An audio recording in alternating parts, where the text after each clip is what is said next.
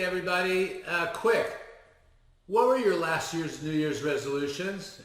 Exactly, I don't remember mine either. And it's a good bet that all our resolutions that we ever made were meant to ensure our happiness. Become more fit, read more, make more money, socialize more, grow our business. The more resolutions we make, the less we remember them, much less accomplish them. So I'd like to offer a suggestion for the coming year, but first a personal history. My 61 years have taught me what's most important to my happiness. In my 20s, it was career growth. In my 30s, it was marrying and having a family. In my 40s, it was about being the best father I could be and still growing my income. In my 50s and post-divorce, it was about finding the right woman and launching my business. In my earlier years, I worked at the 60-hour work weeks and I pulled the all-nighters. I partied and I went to Gator games in RVs, traveled to Europe, played golf, and did couples night with a hired driver for the night on South Beach. I gave my all to raising 2 kids, including being the chief of their adventure guides group, which, as an aside, I cannot highly recommend enough for parents of young kids, adventure guides. But as the end of my 50s approached, with my kids all but grown and time on my hands, a different priority emerged.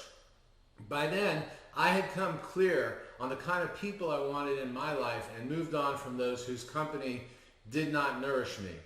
I started making deliberate time to be with my peeps, and I dropped everything to make lunches with my best friends, even if it wasn't convenient for me that day.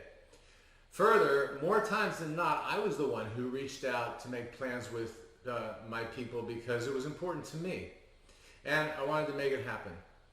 Quite simply, my people became my top priority because more than anything else, time with them brought me more happiness and satisfaction than anything else.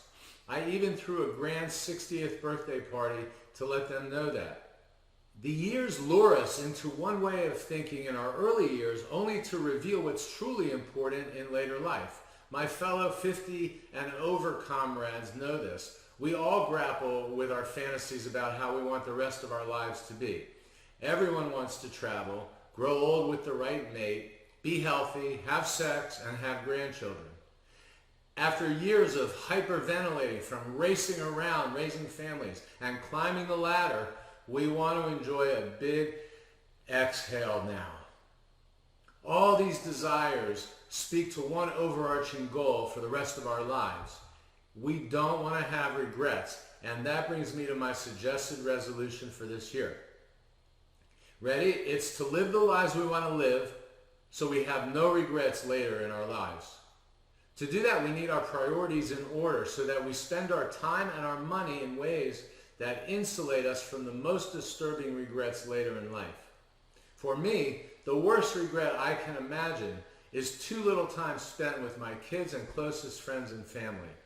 No trip or business venture is more important to me than that. So I intend to spend more time and money on being with them than anything else in the coming year. What priority will insulate you from your worst imagined regret?